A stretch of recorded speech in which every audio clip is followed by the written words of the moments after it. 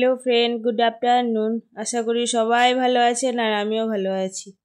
তো আজকে আমি দুপুরবেলা থেকে ভিডিওটি শুরু করেছি, সকাল থেকে একদমই পাইনি।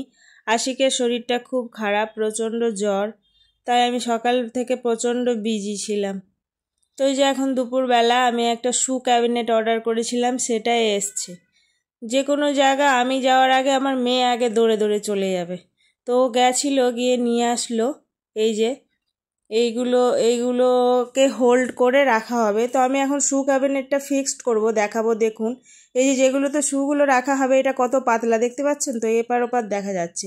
আমার খুব একটা পছন্দ হয়নি, না কোয়ালিটি ভালো আছে না খারাপ আছে, মিডিয়াম টাইপের আছে। আপনারা কেউ নিলে নিতে পারেন, তবে হেভি থাকবে না। দেখতে পাচ্ছেন এই যে আমার মেয়ে কি কি সব করে, পায়ে দুটো রাবার দিয়েছে, দুটো স্টিক নিয়ে গারবা ডান্স করছে। বাচ্চা তো যখন যা মন যায় তখন তাই করে। এই যে এটা করে ফেলেছি, এটা করতে গিয়ে সে অনেক যুদ্ধ। ওর তো শরীরটা খারাপ, ও একবার করে উঠছে বসছে করছে, আমিও করছি। করতে করতে আমার ফিঙ্গারে লেগে পুরো ব্লিডিং হয়ে গেল। তো অবশেষে কমপ্লিট হয়ে এসছে, আর একটা স্টিক সেট করলেই কমপ্লিট হয়ে যায়। তো আমার কমপ্লিট হয়ে এসছে, এবার একে জামা পরাবো। এই যে কভারটা পরিয়ে দিয়েছি, কভারটার কালারটা খুব সুন্দর না? আমার তো খুব ভালো লাগছে কভারটা পরিয়ে। আমি বললাম একবার দেখো কভারটা পরিয়ে কেমন লাগছে। ঠিক লাগছে। পুরোটা সেট করার পরে একটু স্ট্রং হয়েছে, আমি ভাবছিলাম হয়তো খুব একটা স্ট্রং হবে না, বাট স্ট্রং হয়েছে। তবু ওই যে শুগুলোকে হোল্ড করার জন্য যেটা দিয়েছে ওইটা খুব একটা ভালো নয়, মোটামুটি একরকম আছে আর কি। তো আশিক নিজের জুতোগুলো আগে সাজাতে বসে গেছে, আমি বললাম সাজিয়ে নাও। এই ফাঁকে আমি বলি বাইরেটাও ক্লিন করে নিই, বাইরেটাও অনেক নোংরা হয়ে আছে, আর এখানেও একটা হোল্ডার আছে, সেই হোল্ডারটাও নোংরা হয়েছে। তো আমি বলি সব মেজে ঘুষে নিই।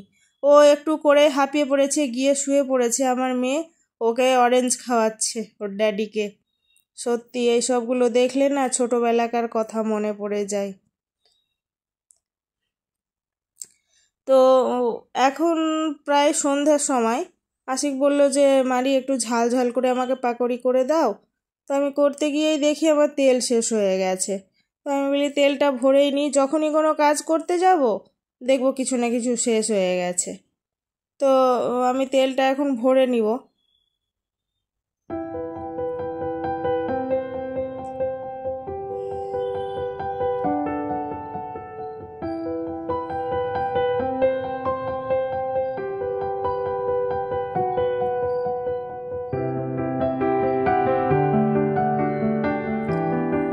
তো আপনাদেরকে সবাইকে আমি আবার বলছি, প্লিজ আমার ভিডিওটি দেখে স্কিপ করে চলে যাবেন না, আমার ভিডিওটি পুরোটাই দেখবেন আর সাবস্ক্রাইব করবেন। আপনাদের একটি সাবস্ক্রাইব আমার কাছে অনেক মূল্যবান, যেটা আপনাদের কাছে সামান্য ওটা আমার কাছে অনেক। একটি সাবস্ক্রাইব আমি যখন আমার পেজটি খুলে দেখতে পাই আমার একটা সাবস্ক্রাইব বেড়েছে, আমি সত্যি খুব খুশি হই, এতটাই খুশি হই যেটা আপনাদেরকে বোঝাতে পারবো না। ওটা শুধুমাত্র আমিই ফিল করতে পারি, আপনাদেরকে ফিল করাতে পারবো না। তাই প্লিজ আমার ভিডিওটিকে সাবস্ক্রাইব করে আমার চ্যানেলটি এগিয়ে নিয়ে যেতে সাহায্য করবেন। আপনাদের হেল্প ছাড়া আমার পক্ষে এটা সম্ভব নয়।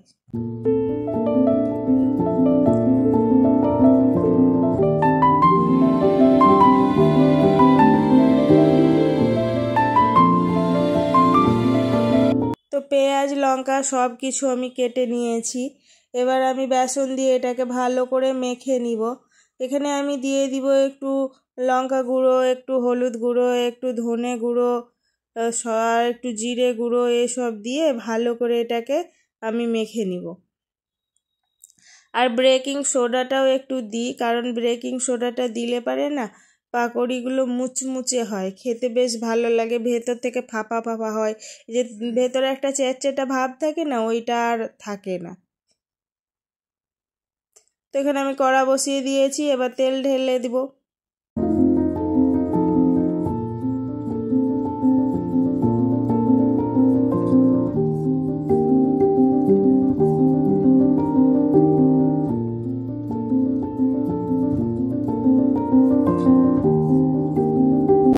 এক এক করে এবার আমি গরম তেলে পাকোড়িগুলোকে ছেড়ে দিব।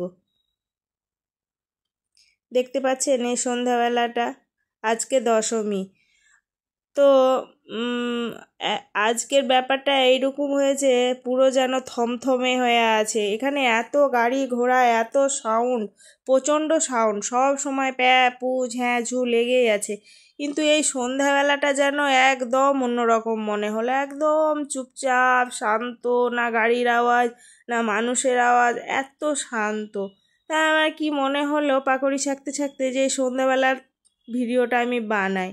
আর আজকে আমাদের একটু বেরোনোর কথা ছিল, আশিকের হঠাৎ করে শরীরটা খারাপ হয়ে যাওয়ার কারণে আমি আর বেরোতে পারিনি। তো ওকে পাকোড়িটা ছেঁকে দেওয়ার পরে আবার রাতের খাবার করতে হবে, রাতও হয়ে গেছে। তো আজকে বলি যে ওকে একটু রুটি করে দিই, এমনিতে তো শুকনো করি, আজকে বলি একটু পরোটা করে দিই, কারণ জ্বর মুখে না সাদামাটা খাবার ভালো লাগবে না। তো আমার দুপুরের একটু চিকেন কষা ছিল, তা আমি বলি এটা দিয়েই আজকে একটু পরোটা করে দিই, খাবে। তো আমি পরোটাটা কেমনভাবে করছি দেখে নিন। প্রথমে আমি দিয়ে দিব 3 কাপ ময়দা, তারপরে 1 কাপ আটা। ময়দার ভাগটা বেশি, আটার ভাগটা কম। তারপরে দিয়ে দেবো একটু চিনি, একটু লবণ আর একটু তেল মিক্স করে দেবো। করে দিয়ে এটাকে আমি ভালো করে মিক্স করে নেব হাতে। তারপরে এটাতে দিয়ে দিব আমি গরম জল। গরম জলটা উষ্ণ দিবেন না, একদম ফুটন্ত গরম জল দিতে হবে, যেমন খুমির করা আটা হয়ে যায় না, ওই রকম যেন হয়। তো আমি একদম ফুটন্ত গরম জল দিয়ে দিয়েছি, তো হাতে তো নাড়তে পারবো না, ছ্যাঁকা লাগবে। তাই আমি খুন্তিতে করে নেড়ে নিচ্ছি। খুন্তিতে করে নেড়ে নিয়ে আমি ভালো করে আটাটাকে মেখে নিব। বেশ কিছুক্ষণ আটাটাকে মাখতে থাকবেন, প্রায় 10 মিনিট খানিক। এই যে ফাইনাল লুক দেখুন, আমি মেখে নিয়েছি। নিয়ে এরকম ছোট ছোট করে লেচি কেটে নিব। তো এটাকে আটা দিয়ে বেলবেন না, তেল দিয়ে বেলবেন। আটা দিয়ে বেললে কি হয়, ছ্যাঁকার সময় না আটার কণাগুলো থেকে যায়, তো ভালো লাগে না। যখনই পরোটা করবেন তেল দিয়ে করবেন, ভালো লাগবে। তো প্রথমে আমি এইরকম গোল গোল করে রুটি বেলবো, প্রথমে রুটির মতো করে, তারপরে ওটাকে এই যে এরকমভাবে ভাঁজ করে দিব।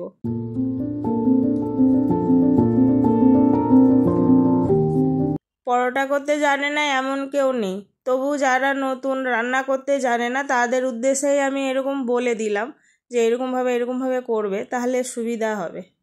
এক সময় আমিও জানতাম না কিচ্ছু করতে, শুধু আমার আব্বু আমার কাছে আমার হাতের রুটি খেত।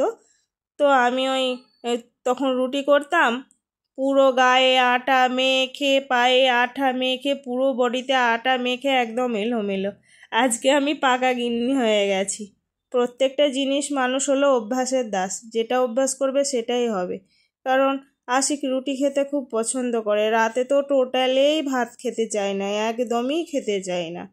তার জন্য আমি শিখে গেছি। আর আমার শ্বশুরবাড়িতেও সবাই রাতের বেলায় রুটিই খায়, ভাত কেউ খায় না। এরকম করে একটু একটু করতে করতে শিখে গেছি। আমি প্রথম প্রথম যখন বিয়ে হয়ে যায়, তখন আমার শাশুড়ি বেলতো আর আমি সেঁকতাম। ওরকম করে দেখে দেখে দেখে আমার এতটা অভিজ্ঞতা হয়ে গেছে। আমি এইটা এত সফট হয় না, এই পরোটাটা প্রচণ্ড সফট হয়। আর চিনি দেওয়ার কারণে একটু মিষ্টি মিষ্টি লাগে। আমি তো খালি মুখেই খাই, তো আমার অ্যাসিডের প্রবলেম আছে বলে আমি রাতে কোনো দিনই খাই না। হয়তো খেতে বড় ইচ্ছা যায়, কিন্তু খেতে পারি না, ওই কারণেই খেলেই প্রবলেম। দেখতে পাচ্ছেন কি সুন্দর ফুলেছে। আটাটাকে যদি আপনি ভালো করে মাখেন তো রুটিটা ফুলবে ভালো, আর এইরকম একটু নেড়ে চেড়ে রেখে দিলে রুটিটা অমনভাবে ফুলে না। তো এক এক করে আমি এই রুটিগুলোকে সেঁকে নিব।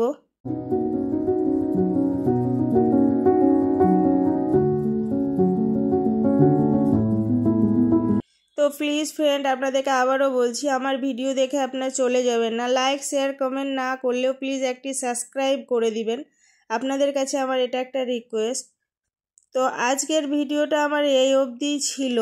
সবাই ভালো থাকবেন আর সুস্থ থাকবেন, আর এরকমভাবে পরোটা তৈরি করে খাবেন, খেয়ে আমাকে বলবেন যে কেমন তৈরি হয়েছে, মানে খেতে স্বাদটা কেমন হয়েছে। তো আপনাদের দোয়া আর আল্লাহর রহমত যদি আমার সঙ্গে থাকে, তো আমি আবার আপনাদের সামনে আরেকটি কালকে নতুন ভিডিও নিয়ে এসে পৌঁছাবো। তো বাই বাই, টেক কেয়ার।